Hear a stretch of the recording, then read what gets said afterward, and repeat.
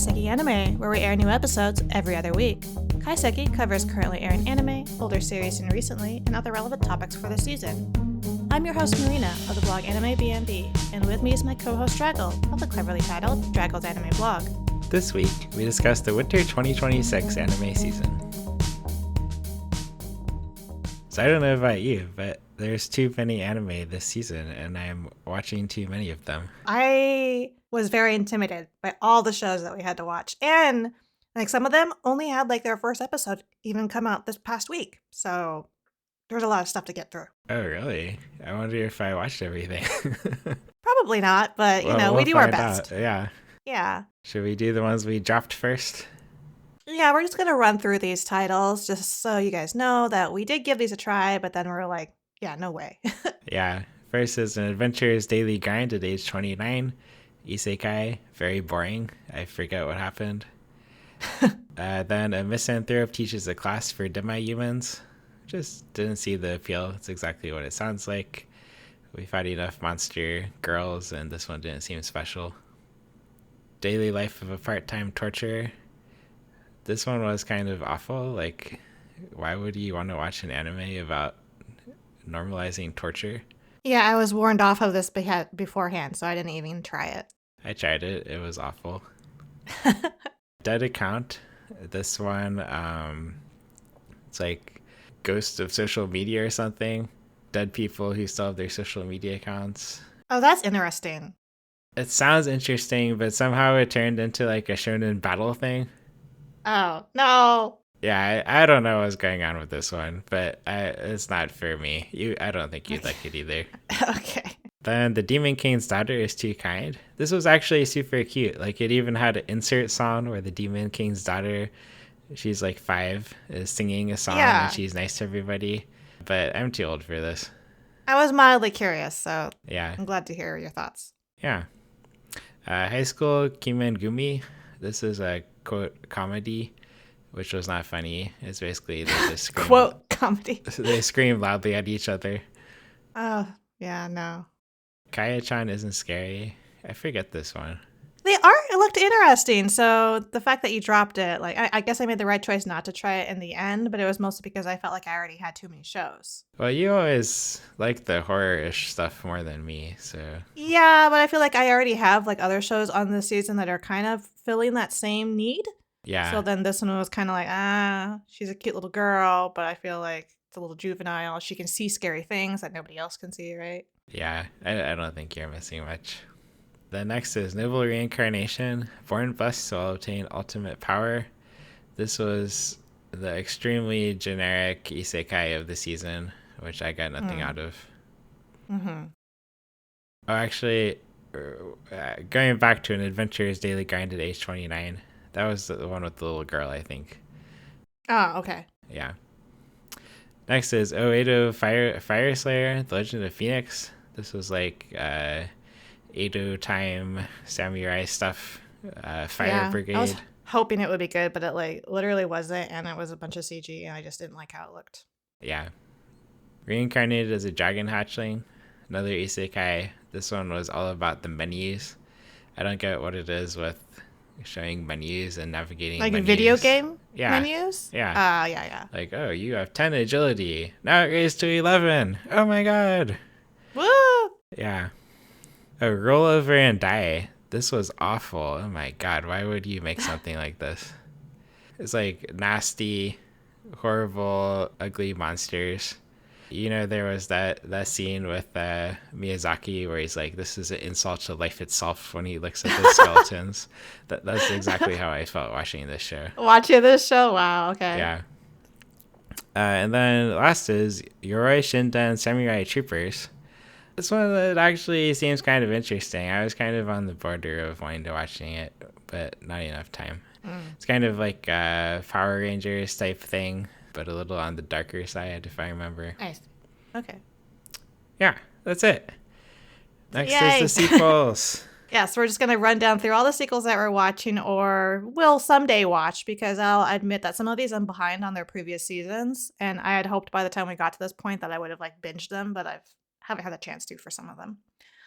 But the first one on this in this category is Anyway, I'm Falling in Love with You, season 2, which is picking up right where it left off with the first season, where she's grown up, but this girl who had like 4 best guy friends, 3 of which whom like have a thing for her, but she like can't make up her mind between them. Well, right at the end of the first season and then coming into the second season, it shows that she did pick one of them, the one that was probably like the craziest one about her. But it shows like them as adults, and they're obviously not together, and he has been gone for like the past 3 years. So it's just figuring out what the hell happened. So it does a lot of jumping back and forth between past and present. And I think that's sort of what keeps my interest, because other than that, like, it's not too remarkable in the visual department. It's like soft watercolor kind of, but like it's not very good art style or animation. It's pretty rough looking. You sometimes have like a lot of talking heads. But I like that sort of nostalgic and also that melancholy of, you know, being older and looking back at the mistakes you made when you were a kid, the things you could have done, didn't do, all of that. Oh. The next one is BEASTARS Final Season Part 2. And this is the show that I'm behind on. I would like to catch up and finish this because I loved the first season way back. I don't even know how many years ago now. It's not that long, but it's been long enough to where I think this is like the 3rd or 4th season. I still mean to catch up on this. Are you watching this by any chance? No, I'm not. You know, I watched the first season, and then I don't know what happened. Well, I think the issue is this is one of those Netflix shows, and so like it just these disappear, you know? Okay. Yeah, I probably didn't. I don't think I've been either. It was the second season. Yeah. So, but I hate the final season part 2. I hate that stuff too. Yeah. Come on, guys. Next is Chain Soldier. I'm sure this is only me. This is the trashy show for the season. It continues being trashy, but it knows what it's good at, so whatever. Next is Fire Force Season 3, Part 2. Another trashy show, but right? Yeah. I was going to be like, wait, you're calling it trashy like you're going to go on about having watched it, and then you're saying you haven't watched it. Yeah, the problem is it's not trashy enough. It only has the one trashy character. Well, and you know what? Why I'm still watching this? Because recently she hasn't been shown. So it's nowhere near as trashy as you want, but I'm happier because I always thought she just like completely plummeted my interest in the show whenever she showed up. That's fair. Yeah, but I never had much interest even without that. So yeah, well, like right now they're in the midst of like a lot of combat, a lot of like, well, not like the combat that you were talking about, that you dislike, where you have like the shonen fights back and forth. It's more like you have like these different organizations that are going head to head now, and like they're out in the open, and I forget what their names are, but they're the dudes with like the white coats, white hats. They're the quote unquote bad guys, right? And they're basically in power now. They've taken over. And then you have like our heroes from the earlier season who now they're the ones that are in hiding, and now they're the ones that are sort of running for their lives and being touted as the bad guys. And so, yeah, I don't even know how to like, I don't know the names of the groups off the top of my head. There's too many characters to remember because they keep introducing new ones. And I'm basically watching this because Kamuy likes it and it's flashy. That's fair. It did look flashy. Good animation, good art, whatever about the story. Same shit. Sweet. Next is Frieren Season 2. I'm watching it, although I haven't actually started yet because I assume it's going to be awesome. I mean, it's basically the continuation. Again, they're still on their journey. Yeah. Yeah. They kind of explore a little bit of the relationship, not like a romantic relationship, but just like the relationship between Fern and Stark, like their friendship, and then they're like how often they fight. So that's kind of cute. Okay. Yeah. Nice. The next is Golden Kamuy Final Season. Obviously, I'm watching this, and I'm sure it's going to roll. No, I actually haven't started yet. I'm doing my best for last thing, so. We're struggling to catch up because like we fell back like 2 seasons back. So now we're trying to watch those episodes whenever we can to catch up so that we can try this. I'm caught up on the old season, just not the new season. Okay, so neither of us have watched this, but we both have it on our list to watch. Yeah, it's going to be good. Okay. I think so. Next is Hell's Paradise Season 2. I watched the first episode. It was good. Started right where the last one left off. So you are watching this still? Yeah, I like it. For some reason, I thought that you didn't like it being too combat-y in the first season, but maybe it was just enough that you were still interested in this place? Yeah, it was enough to still be interesting. It wasn't like multiple episodes of the same battles. fight. They're pretty fast. Yeah, they're pretty fast. Even in this one, like we've seen, I think, a couple of episodes, and the fights are wrapped up pretty quickly because most of the focus is more about like their backstories and these characters themselves and like this really creepy place. Exactly. So they don't dwell too much on the action, even though the action does look cool. And it has some fucked up backstories, and it also has weird, creepy Buddhist shit, and I am totally down for that. I love it too. Exactly. The aesthetics are really good. They are, yeah. Next is Jujutsu Kaisen Season 3, The Culling Game, Part 1. Oh my gosh. This one, are you watching this? I don't know if you dropped this franchise. I dropped this before the first season ended. Okay, yeah. So I probably need to like watch someone else so I can like break this down, or I need to like write an essay that will force me to do like research and break shit down because like there are so many characters and sex now and like the different it's kind of confusing watching this. And like they like devoted one of the more recent episodes to just like talking about the strategy that they're going to take and like all of the parties that are involved and everything that they're going to have to do to come out on this intact on the other side of this culling game, which is like basically a way for the villains to like weed out all of the best jujutsu dudes so that they can use them. And it's just kind of overly bloated, but it still looks fucking fantastic. Okay. That's basically why I'm still here. Cool. Yeah. This one always looked good, but it was always like shonen fighting tournament stuff, which I can't stand. We're about to get right into that part, right? Exactly. Because they just like announced it and then explain everything that's going to happen, and now they're going to have to start fighting. No. Okay, glad I'm not watching it. Then is Medalist Season 2, Sports. The first episode literally just aired, so this one is behind the others by like 3-4 weeks. Okay. But I wasn't going to watch this one anyway. I know you weren't going to watch this, Drago, but I have to say that the first season came out to be a bit of a dark horse for a lot of viewers when, I can't remember, let's see. The first season aired back in 2025, so exactly a year ago. It was last winter. Okay. And this ended up being a lot of people's favorites. Just like they did not expect it whatsoever. Just because like the story and like this little girl and her coach and the dynamic between the two of them, and then her trying to get into this sport that she just absolutely loves, but she's starting out pretty old. Like most kids start earlier than she does, so she's behind. But then like her dedication and how quickly she grows because of it. I mean, when you're a kid, you can learn things really fast, right? It's just so good. It's so good. And the second season is panning out just as good. So I'm just really happy that we're getting this sequel. Sweet. Yeah. So it's not just a smooth show. Yay. I'm still not watching it, but that's okay. I know, you're not watching the next one either. No, that's also a sports show.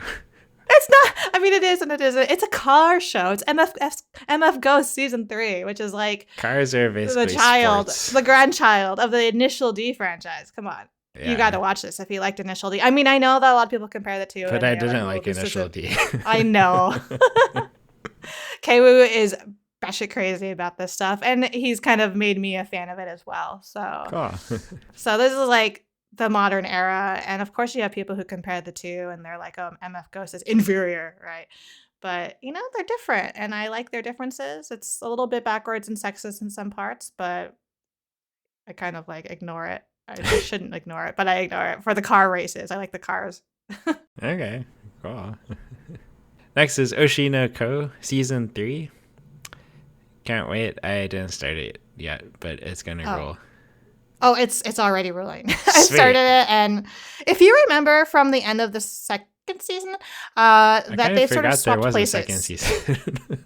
Yeah, well, it was the one that like focused on them being in that stage play.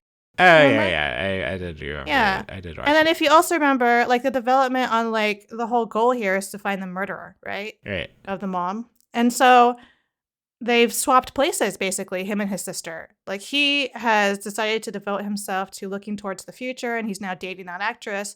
And she has figured out that all of the stuff her brother is doing is that he suspects that the killer is still alive and probably their father. And now she's like the darker one. Nice. Do you remember that from the end of the second season? I do remember that, yeah. It had a nice ending. It's just really scene. cool seeing them sort of reverse places. Like, it's not like he's happy-go-lucky like she was, but there's, like, definitely a darkness in her now. Yes. Embrace the darkness. I can't wait. So this next one, 'Tis Time for Torture Princess, Season 2. I don't remember if you're watching this. I'm not. And you didn't watch the first season either for much of it, right? No, I didn't. I just watched the first episode. It's so good, Jacko. It's so cute and funny. How can you not watch this? It's just silliness week after week, and it's like not repetitive at all to me. I love these stupid characters, stupid in a good, entertaining way. And she's still there, and the torture is still ridiculous torture. That's more like, hey, you can't have your favorite food unless you tell us your secret. And of course, she just like spills. There's a funny part where she like completely forgets her memory and she reverts a little bit to how she was before, but then she just buckles once again and then gets her memory back. So it's good stuff. Cool. Then next is To Your Eternity Season 3. I can't believe you're not watching this one. You know I'm behind. I have to watch the second season. Yeah, you do have to watch the second season. But it's really good. Y'all should watch To Your Eternity. And last is TRIGUN STARGAZE. Are you watching this? This one, I thought it was just me. Are you watching it? No, I'm not. Okay. And you didn't watch the prequel either, the TRIGUN Stampede, right? No, I didn't. This is basically a revamp of the original TRIGUN. I watched that one as well. Did you watch the old TRIGUN? I did, yeah. And did you like it? Yeah, it was good. All right. So this one, obviously, it's like slicker and it's a lot of CG, but it's like the good kind, where it actually like is done really well here. And the visuals are a big draw of it on top of the story and the characters, which I already loved from the original. The timelines are different. And for example, if you remember, I think her name's Millie, which was her friend from the original, doesn't show up in Stampede, but has finally showed up in STARGAZE. And I'm just sort of here for the ride and curious how they're going to divert even more from what I remember in the past. Sweet. That's all the sequels. Next is the ones we like least, the maybes. Yeah, I'm still not sure. Some of these are on the chopping block, but yeah, I think I'm going to drop a few of these. So the first one is the Casebook of Arne. And I dropped it. I think it's just me. So I knew it. I was like, if I had to guess, this is like that detective shit, right? But it's with like a vampire detective boy who looks like a man. He's actually a man, but he looks like a boy vampire. And then like the human girl who is like his assistant. And it's just like case by case stories with a little bit of history that they show how these two became like connected. Yeah, it wasn't a bad first episode, but I knew it wouldn't be my thing. I just kind of like the setting with like the vampire and werewolves and like old Europe, it's kind of cute for now. Cool. The next one I believe is also me, Dark Moon, the Blood Altar. That was definitely all you. Because this is a reverse harem, right? Again, with more vampires. And so this is like your vampires at school thing where the main girl, who is oddly strong and she doesn't know why, nobody knows why, goes to this night school where it's for anybody who for some reason has to go to school at night, even though like vampires are evil and bad. And obviously all the boys that she meets who are all strangely drawn to her are vampires, but she doesn't know it. And she like hates vampires, but they're her friends. But yeah. What a racist. Yeah. There's going to be like love and revelations and I know exactly what's going to happen in this show. Yeah? Yeah. Okay. We'll see if it's right at the end. Okay. So the next one is the Darwin Incident, of which I've only seen one episode. Why are you watching this? I don't know. I am slightly judging you for this one. I have to admit.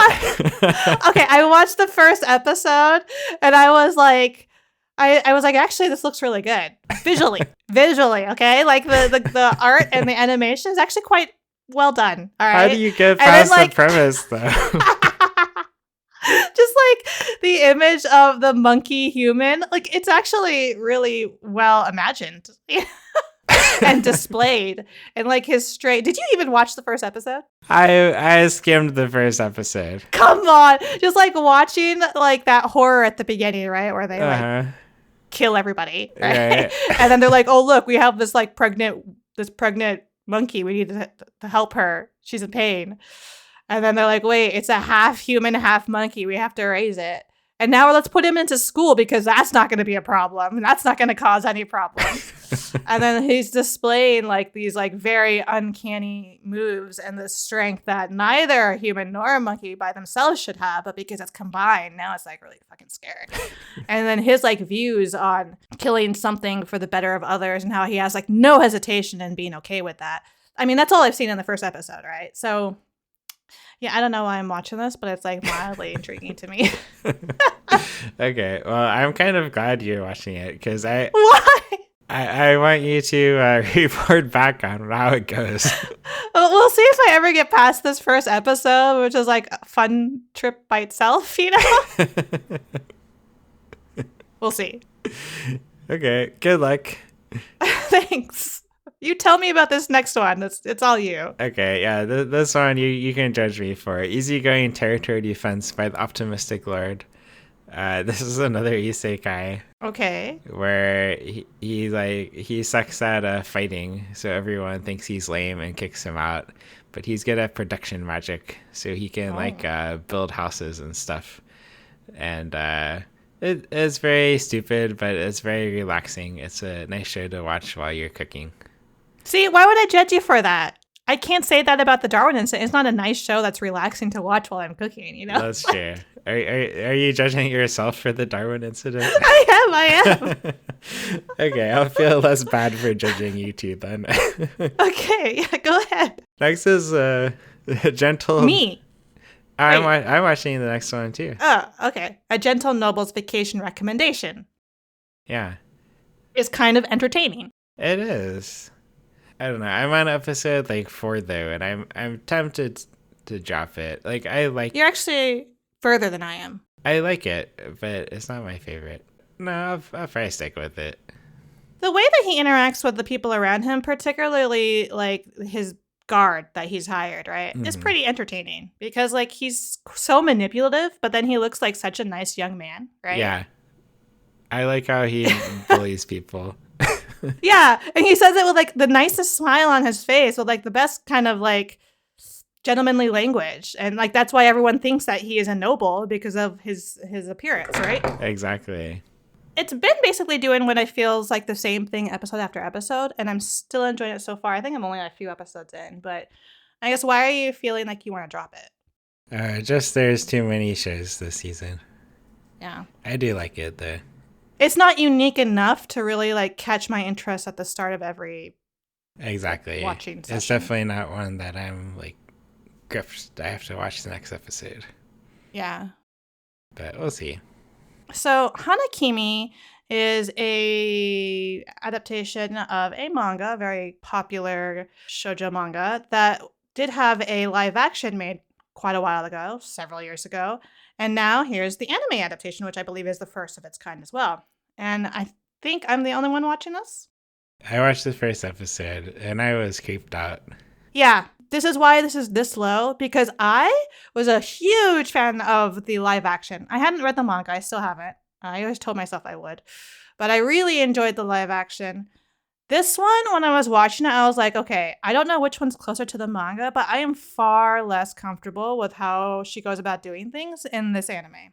So it's a reverse harem, right? Where you have like the girl who transfers to Japan to into this boys' school. She's a girl, obviously, so she has to pretend to be a boy. And she does it because she's a creeper stalker.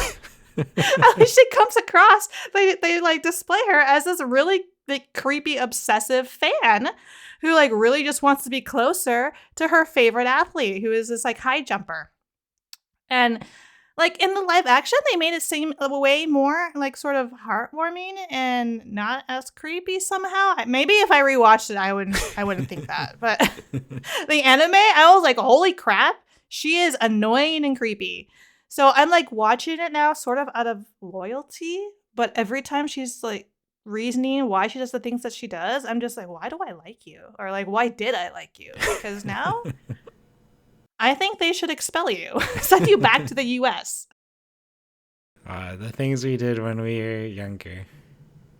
I don't know, man. Like, yeah, I might need to rewatch the live action because I'm just baffled.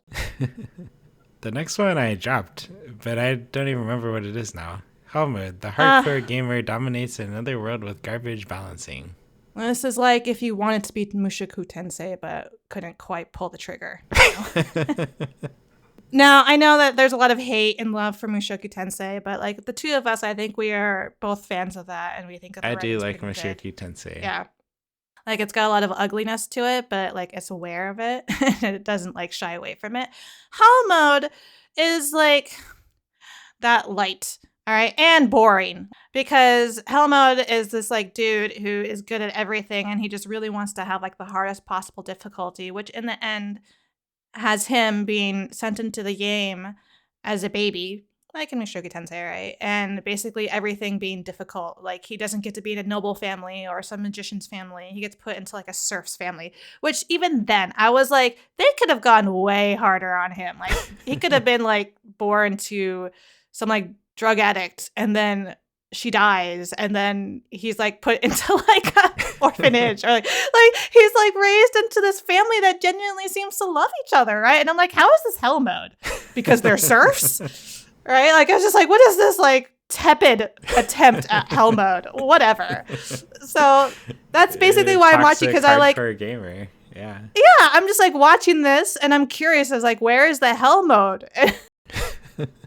So it's on the verge of being dropped. Okay, good. Next one is me, the Holy Grail of Eris. I'm watching this, too. Oh, are you? I'm surprised.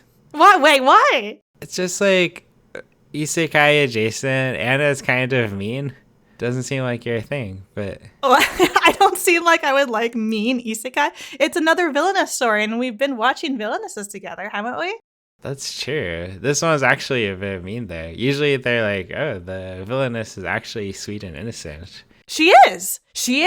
Well, she is, but then she's like possessed by the mean ghost. Which makes it entertaining. It is entertaining. Yeah, I like it.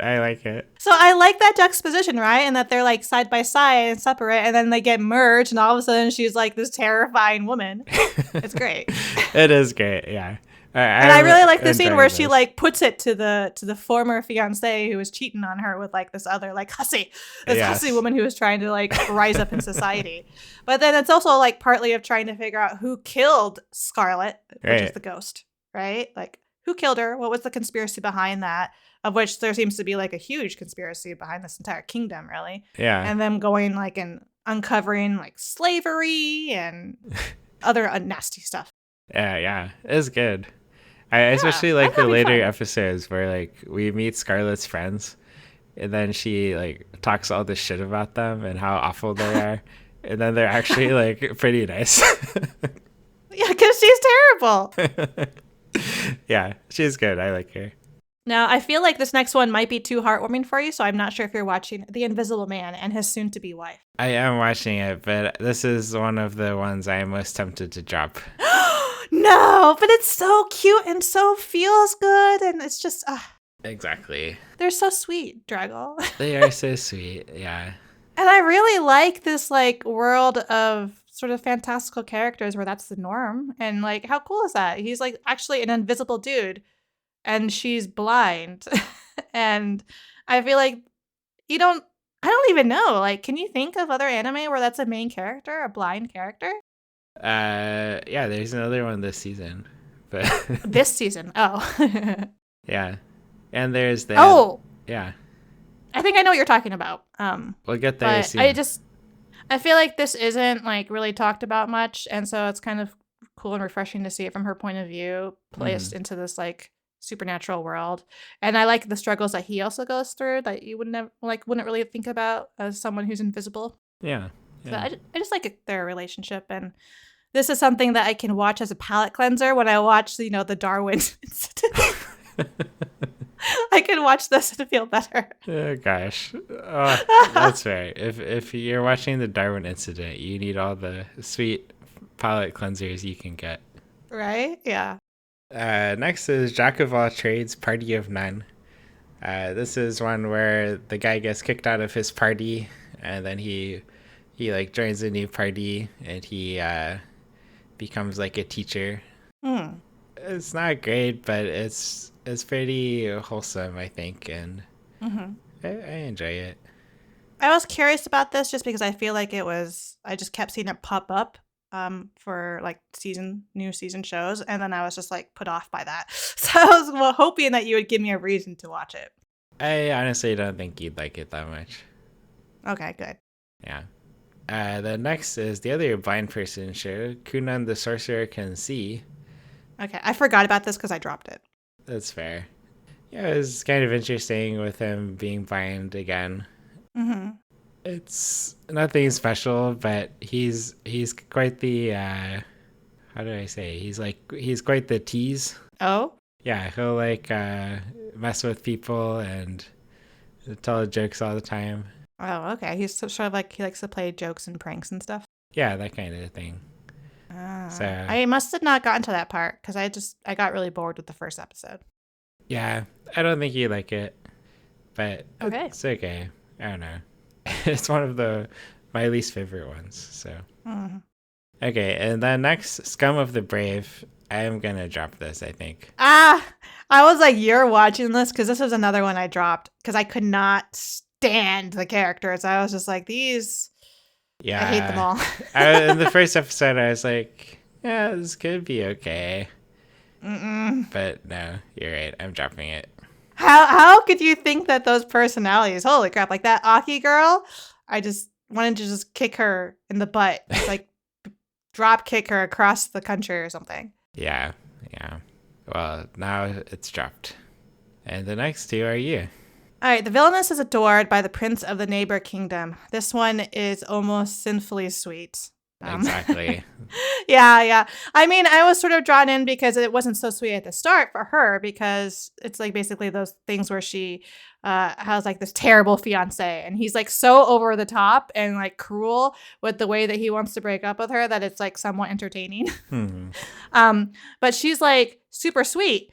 And this isn't isekai. It takes a while for me to realize that. And then she recognizes all of these incidents that are occurring as being like checkpoints in the game that she had played when she was alive. But it isn't until like later that she remembers, right, that her previous life comes back to her. But then she's like, hey, I know what's going to happen next. This is going to happen next. And then she's like, wait, I'm the villainess, which is like, again, we have a villainess who really doesn't act like one. She's so sweet. But like the dude and his vengeance that he wants to, or it's not her, it's not the prince. Sorry, I misspoke. It's the so-called heroine who turns out to also be an isekai character who does know, again, has also played the game and is being predictive of what's happening. And she's actually the bad one. So their roles have sort of been swapped. But she gets routed because it turns out that this neighboring prince who goes to the same school is in love with our quote-unquote villainess and sort of saves her from ruin from that. So instead of being put to death, she just gets like re-engaged to this other prince, which I guess is supposed to be the subject of the sequel game that she never got to play because she died. It was too sweet for me. I know. I was like, I'm describing this and realizing I'm probably over-describing this because you have no interest in how sweet this is. Exactly. But maybe our listeners like sweet things. Maybe. And this next one, again, is Wash It All Away. I'm on the verge of dropping this, not because it's terrible. It's actually quite inoffensive. But, you know, sometimes inoffensive is, like, not what you need to stay interested. Yeah. This is about a laundromat and a girl who runs it. And she's, like, an expert at, like, cleaning and caring for clothing. Like, not just clothing, but, like, shoes as well. Any sort of apparel. And that was like, wow, I can't believe I'm watching this about laundry. The interesting part here that is what still has me a little bit hooked is that she's actually, she has no memory of her past. Ever since like being the owner of this laundromat, that's all she knows. For some reason, she's like forgotten everything else. So that's kind of a curiosity that I'm wondering, like, who is she really? Yeah, but it's not worth learning about laundry to find out. I could put this on as a background show probably, and I would be okay with it. Yeah, watch it once a week while you do your laundry. And then feel like, oh, am I doing my laundry wrong? Maybe Yeah, no, I could actually, do I it should be doing better. my laundry today. This is a good Okay. reminder. Yeah. Then you can watch the next episode. Or we can move on to the next ones. Yeah, let's do the good shows. Because I really would actually prefer to watch this first one on our list of good shows, which is, how do you even say this? Champignon Witch, I think. I don't know. I know it's a kind of mushroom, though. Yeah, same. I think you say it like you're French, but I don't know French. I don't know French, and I'm not going to even try. I'm just going to butcher it. Yeah. But, yeah. This one is also very sweet, but it has like a dark side to it. So It does. I'm all in. And It's very interesting. Yeah, like it's the very, like, tone that it's whimsical. taking. Yeah. Yeah. The art style is really cool. There's lots of mushrooms. Like from the very first episode, it feels very like fairy tale-esque with the witch in the forest with her little woodland creature friends, and then she like has this mushroom theme because like mushrooms pop up wherever she walks if the area needs purification, because that's what the mushrooms end up doing, even though everyone mistakes it as her just being toxic, right? Yep. Like literally toxic. Yep. But yeah, I really like it. Same. Then next is Fate Strange Fake. This is the next Fate set in America. I actually only watched the first episode. This is similar in tone to me a little bit with how I feel about Jujutsu Kaisen, to where like I don't fully understand everything that's happening, but I'm here for the visual journey. Yeah, I feel similarly. Right? Like I'm like, dude, I'm buckled in already. I've already watched how many versions of this in the past, right? Like I'm very familiar with the Fate world. I know theoretically like who all these characters, the roles that they're filling. This is supposedly supposed to be a fake Grail war that, as far as I can tell, has now been sort of turned into a real one, which was unplanned. I'm not planned or unplanned. I'm not sure, but it was supposed to be a fake war. And then now we're getting heroes coming in who they didn't. I think because you weren't supposed to have like a Saber class character, and then you have like masters who aren't masters. They're like, yeah, it's very confusing, but in I'm a good way. confused. Yeah. But it looks beautiful. It does look beautiful. The fights are awesome. I mean, Yeah. and there's Gilgamesh. Like, how can you not like Gilgamesh? Oh, I don't think I got to Gilgamesh, or did I? He shows up in like the very first episode. He's like the okay. Lord. Like he acts like he's greater than thou. He is the Lord of all lords, the King of all kings. I guess I just forgot. Sweet. And next is In the Clear, Moonlit Dusk. Are you watching this? I don't think so. What is this again? This is the one where you have a very, very handsome girl who a lot of people mistake as being a boy. Like a very handsome boy. And then they like look again and realize she's wearing a skirt. And they're like, oh, she's a girl. And then you have her love interest. Like she doesn't see him that way, but who is like this other really good looking guy. And so these two are attracted to each other for different various reasons. Right. Yeah, no, I'm not watching this. I really enjoy it. Like I find her character interesting. Just sort of the things that she has to deal with of people seeing her one way and having all these expectations, how they think she is and what she should be and what she should like think and do. And she's just trying to figure out who the hell she is in high school. I mean, who knows who you are in high school, right? Yeah. And then she's got like this like super popular hunky guy who is interested in her, but when he is asked for his reasons, it's because he thinks that he likes looking at her. It's all about her looks. So I don't know. I want to see where it goes. But it is a very pretty show overall. Not just the characters themselves, but just like the overall design is nice. Sweet. Isekai Office Worker, The Other World's books depend on the bean counter. It has got to be one of my new favorite shows of the season. Honestly, same. Really? You're still watching this? I'm still watching it, yeah. I've watched every episode. I'm all caught up. The second I see that there's a new episode, I'm like, I have to watch this next. Same. Oh my god. How do you even explain our fascination with this show? I finally embraced BL. Yes. But he's like so clueless about it. He doesn't even realize what's happening. I mean, he does, but he like doesn't. He's got other things on mind, more important things in mind. Yeah, like counting. An accountant, Exactly. Right? A royal accountant. Being an accountant is hot. Now I understand BL. Yeah, definitely. It's way hotter than the acquaintance that he has with this like military dude who's like he doesn't understand why he's so fascinated with taking care of this strange accountant man. And the fact that they're constantly having to reacquaint with each other, the magic, right? Because he has to like be familiar with the magic so that the dude can heal him whenever he needs healing, which is quite frequent. Yeah. Yeah. They always fade to black, right? It always happens off screen, but it's a prominent feature of the show. It is. Okay. Love Through a Prism. It's very pretty. Like it's. It is. I think it's Wit, right? I don't know. Yeah, it's Wit. It's on Netflix. It's set in London, right? That's right. She's from Japan. She has like this deal with her mom that if she can be number one student somehow, I don't know how do you determine that in art school. It's just like it's such a stupid thing, but like she has to be the top of her class in art, and if she wants to stay there. So right now she's on like this time limit, I think of like 6 months or something. Yeah, that's right. Which is like a stupidly short time to be going so far, right? Because back then it takes forever even just to get there. Exactly. But it's her going to art school in London, meeting all of these like other very international characters. And her number one rival is this guy named Kit Church, short for Christopher Church, who is like the top student. He's the one she needs to beat. But she keeps getting distracted by that competition, by how just beautiful she finds his art to be and how fascinating of a character he is, because he's weird. He is. Yeah. But yeah, no, I've been having fun with this. I've been taking it slow, but you can binge watch it if you want, because it's all out right now. Yeah, I only watched the first episode. I'm assuming you aren't watching the next one, which is Tommen's B-side. I'm not, but I did enjoy the first episode. It's fun, isn't it? It is fun, yeah.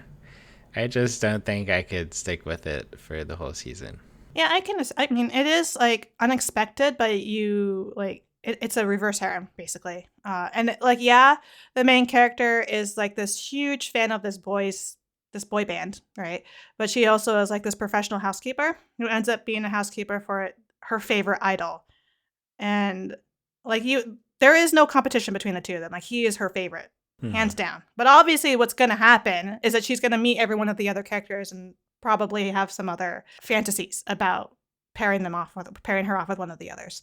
But it's basically like this dude, who he is on stage is very different from who he is in real life. He's actually has very low self-esteem. And she calls him like Gloomy Hara as a nickname because of how different his two personalities are. And her basically like getting to know this other side of him, but still supporting his like idol persona and being like his number one fan. Yeah, it's very cute. Yeah. The next one is also very cute. There was a cute girl in the hero's party, so I tried confessing to her. I'm not watching this, so you'll have to tell me why. Okay, yeah. This one, this guy is like a demon in the demon's lord's army, and he's fighting the hero's party, and they can't defeat him. But he doesn't defeat them either, because he has a crush on their healer girl. Mm-hmm. But anyway, then he gets bored, so he lets them go past him if he can chat with the hero girl. So then he does, and then the demon lord gets defeated, and then he cuts off his horn, and then he goes to the human town to try to woo her in the human world. So does he pretend to be a human then? Yeah, but she knows who he is. Uh-huh. Yeah. That's kind of cute, actually. That was better sounding than I, for some reason, thought when I saw this title. Yeah, I think it's cute. You think I would like it? I don't know. But I think it would be worth watching the first episode and see. Okay, maybe I will. Yeah. Okay, the next one I'm also quite enjoying. I dropped it. Tune into the Midnight Heart. The whole premise makes no sense. Like, he's been chatting with this girl by voice online, but he doesn't know like who she is, but he knows what schools she goes to. And it's not even like they were gamer friends, right? Like she wasn't there specifically for him. She was a radio host and he was like her only listener, right? Exactly. Yeah. But like she clearly knows about him too. So yeah, I don't get it. But anyway, he knows that she must be one of the 4 girls in the broadcasting club. but they all have, he can't tell whose voice it is, even though they all have completely different voices. So yeah, he's trying to help them achieve their dreams and also find out who his favorite radio host is. Well, I think part of the struggle is that certain phrases that they say are actual like signature phrases in the exact same tone that he remembers hearing on the radio, right? And the radio itself is already going through some amount of distortion. Right. That's mostly what confuses him, because he'll like suddenly swear it's one of them and then someone else will say a phrase that's so like what he remembers that he's like, wait, maybe it's her. And then now the suspicion is that maybe it's all four of them having worked together to make this radio persona. And I think the most memorable thing about this show for me is the way that it opened, was basically him introducing himself to the class, because they had like, that was just the beginning of the school year, and demanding that all the women say, I love you or something. And without giving any context, just be like, I need you to say this. And that's because he needs to like hear if it matches what he remembers hearing in the past. Right. Yeah. And He's weird. I hated this show. I hated this show. I hated his personality. I hated the way he interacted with them. I thought that all the girls were annoying. I agree with all of that, and that's why I like it. But it is like visually quite nice. Mm-hmm. So I concede that point, that it is visually nice. Sounds good. I like the idea of trying to chase someone based off this like memory and by voice and sound. But I just hate all the characters, so I can't watch it. It's like Who is Emoto, but without the incest. Wow, what a comparison. Yes. Thank you. Are you watching You and I Are Polar Opposites? Yeah. It's so cute! I like this one. I really like the manga too. Oh, okay. So you're familiar with the manga. Yeah. And you think that this anime adaptation is a good one? Yeah. I love the colors, how bright it is. It's suitable to her personality, this bright and bubbly girl who is in love with her neighbor in class, who is like this very reserved, quiet young man. Mm-hmm. And then is revealed to also like her back. And so then now they're dating, and they're like totally very unlike one another on the surface. And they have like this nice balance. I really enjoy it. Yeah, it's really cute. Mm-hmm. And I'm sure the next one is only me. You can't be in a rom-com with your childhood friends. I'm watching this for now because Keiwoo thought it was funny. Yes. Keiwoo for the win. I am suffering through this. I hate it. I also think it's funny. Oh, why do like these have so much money? I feel like they were being poured into them that could be better served with like some better written story. And it's on this kind of trash.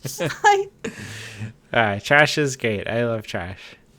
I've only watched the first episode, but the whole thing is very entertaining. I feel like it's perfect for you because you're so anti-childhood friend. And that's basically the entire premise of this, is like how stupid him and his childhood friends are. Yes, they are idiots. Oh my God. They're idiots, and it's just over and over and over again. That's great. All right, that's the end of our good shows. Now we're on to our most promising, which there are only 3 here, but I think they're all very strong. They are. The first is my most promising, Journal with Witch. I think Journal with Witch, not only will it be anime of the season, it might even be anime of the year. I know it's only winter, but it is so well written. I've only watched the first episode, and it made me cry. Every episode is going to make you cry, Jack. It is actually like so strong, the writing. Wow. The characters are amazing. I love them both. Like, they're flawed. They're so real. The way they interact with one another is beautiful. And I don't know. Whoever like thought to bring this to the screen, you're amazing. You're a genius. Yeah, it's a beautiful show. Yeah. Just like very contemplative about like life, about death, about connections with other people, family and friends. And I love it. Yep.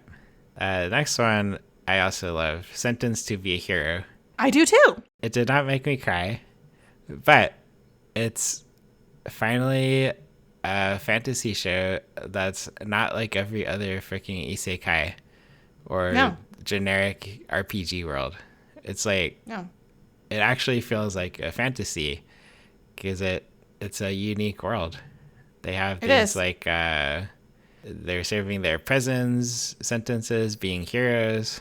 They have the gods who are, I don't know what's going on there yet, but it's weird. Good show. Yeah, it shocked me because I didn't check the runtime of the first episode, and I was like, wow, this is a really good story, but I feel like I've been watching for ages. And then I was like, wait, this is like an hour-long first episode. Yeah. It was just like, it's a mini film in itself, isn't it? That's what it felt like. Yeah. I was like, this is like a really well-crafted first episode that could stand alone. Yeah. And it Yeah. it didn't feel like it dragged at all, even though it was an hour long.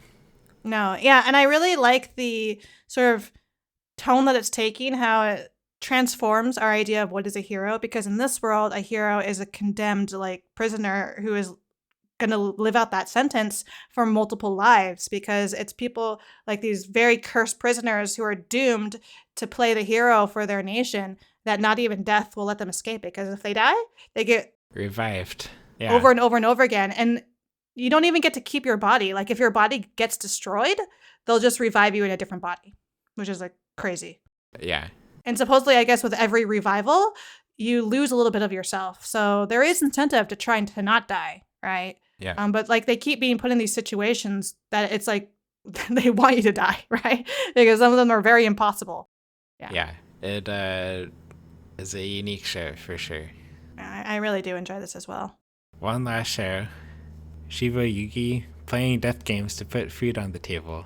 Another case of the very first episode, which was about 47 minutes, could have been a standalone, and it would be a masterpiece by itself, I thought. It was really good. And also, I dropped it. That's valid. Because, I think you and I sort of have like a love-hate thing with like death games. Yeah. And that's what this is at the core. This is a death game. That's why I thought I was going to drop this. Like I saw the visuals, I was like, cute girls in maid outfits. How substantial could this be? And it's a death game. And then I watched it and I was like, holy shit, this is actually like really well done. And the visuals are beautiful. The telling a story through showing is really good too. So here's another show that you don't want to like be looking at your phone while it's playing, right? You want to pay attention or you're going to miss like visual cues. And then like it just is completely unexpected. Like the ending, did not expect that at all in the first episode. I was like, holy shit. I can understand her reasoning, but wow. And then it just like starts over again in the second episode, which I haven't seen the second episode because like you, I'm kind of on the fence of like, how can it be so good episode to episode? But also I don't usually like death games because it's like always the same. You're always going to be like dying at the end and sad at the end. And I kind of hate that. Exactly. I just don't want to put myself through that. Right? Like if someone tells me, maybe I'll wait till the end, right? Like if somebody tells me there's actually hope at the end of this tunnel, right? Like there's a happy ending at the end or something, like those characters who died in the first episode aren't actually dead, maybe I'll make myself watch the rest of it. But as of now, I'm like so scared that I'm holding back from the second one. Okay. Well, good. I'll feel less bad then. I completely understand why you would drop this. Yeah. And we have one last show to talk about. Not much else to say other than Cat's Eye, which is an ongoing show from the previous season because they had a big break in between and like smack in the middle. I think there's only going to be 8 total episodes, of which I don't even know how many are out yet since their break. I think they're only up to like maybe 7. Mm-hmm. I didn't watch this. Oh, no, there are supposed to be 12. Sorry. And the 12th episode is the one that hasn't come out yet. So it's almost done. Okay. Actually, and it's just like a adaptation of a manga, this old manga about this trio of sisters who are robbers, and it has that very like 80s feel to it. And that's it. That wraps up. What a season! The winter 2026. I know. So many shows, most of them trash, but a lot of good ones too. A lot of good ones. And so I think, like you and I said, that we're probably, when we do the end of season review, we'll probably have dropped a good handful each. I need to drop some more. Yeah. I'm already falling behind. So we'll find out which ones those are. But like some of them, I have no problem keeping up. They're just that good. Tune in again to Kaiseki Anime Podcast 2 weeks from now. Please feel free to send us questions or comments on Blue Sky with hashtag Kaiseki Anime Podcast or on our individual accounts at Draggle and at Marina B&B. Listen to and review us on Spotify, YouTube, and Apple Podcasts so we can continue to grow and improve. Thanks for listening. See you next time.